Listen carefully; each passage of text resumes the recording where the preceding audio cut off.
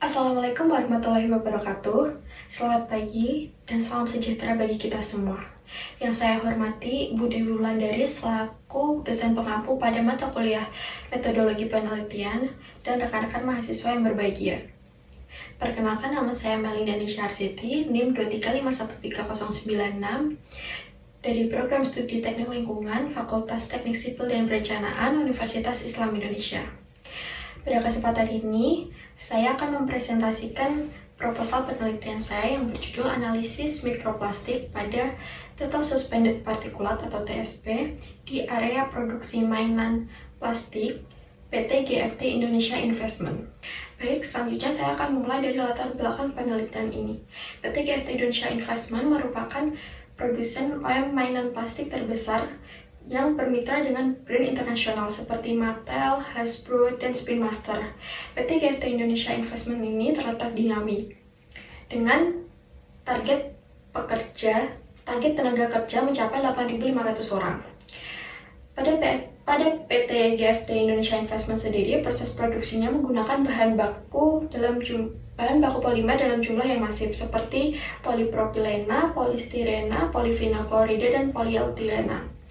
Nah, pada proses produksinya sendiri, seperti pada tahap grinding dan injection molding, aktivitas ini berpotensi melepaskan partikel plastik halus langsung ke udara ruang produksi.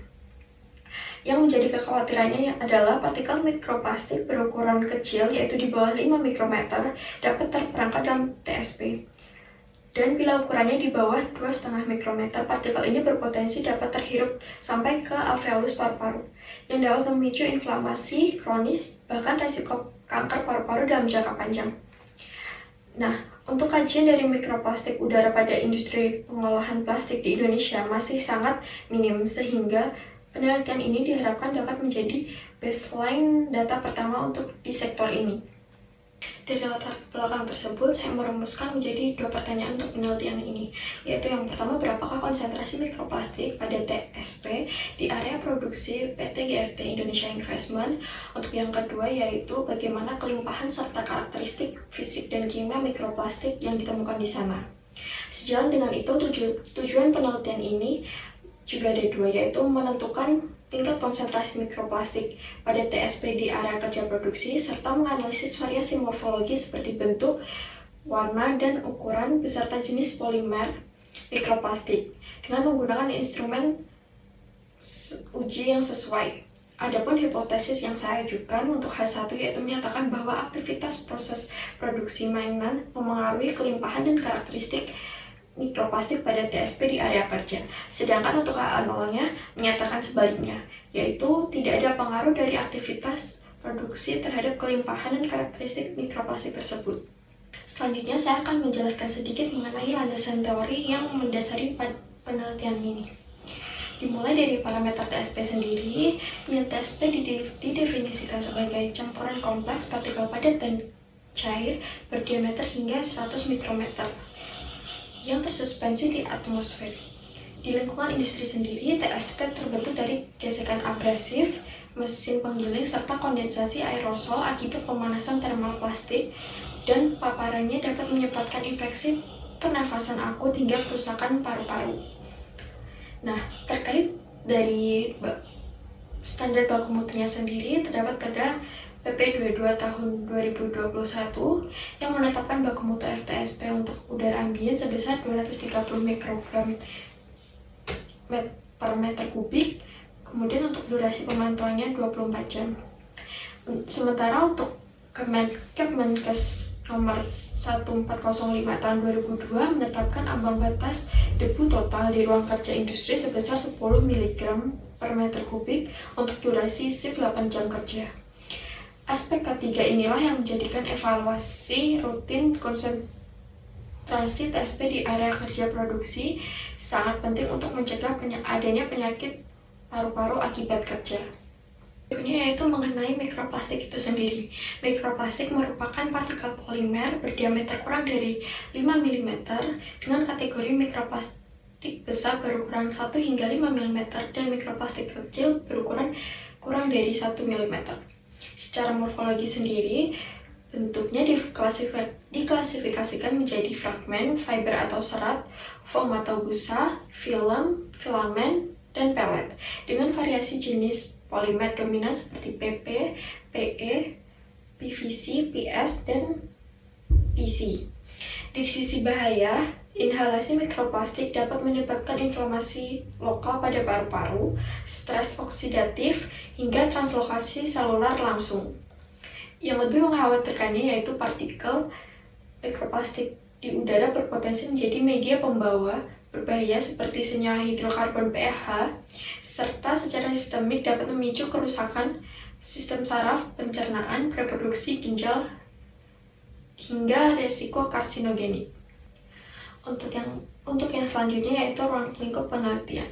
Saya sendiri menetapkan menjadi 4 zona sampling di PT GFT. Untuk yang area yang pertama yaitu area produksi atau injection molding yang menjadi fokus karena emisi termal tinggi dari pelelehan resin pada suhu tinggi yaitu sekitar 180 hingga 300 derajat Celcius.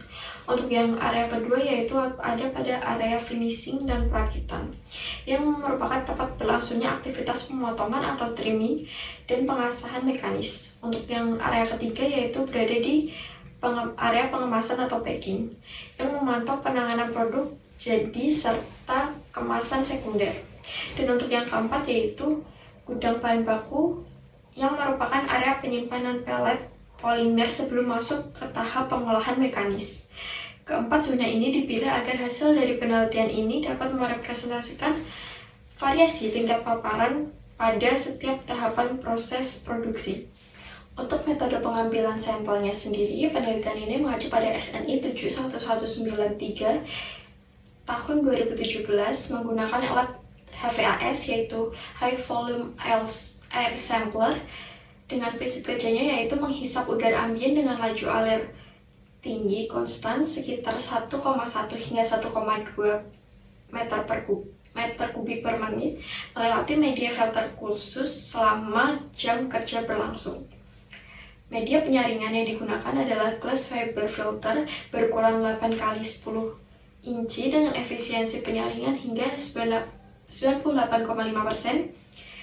Alat HVAS sendiri ditempatkan setinggi zona pernapasan pekerja aktif agar data yang diperoleh mencerminkan paparan real di lapangan.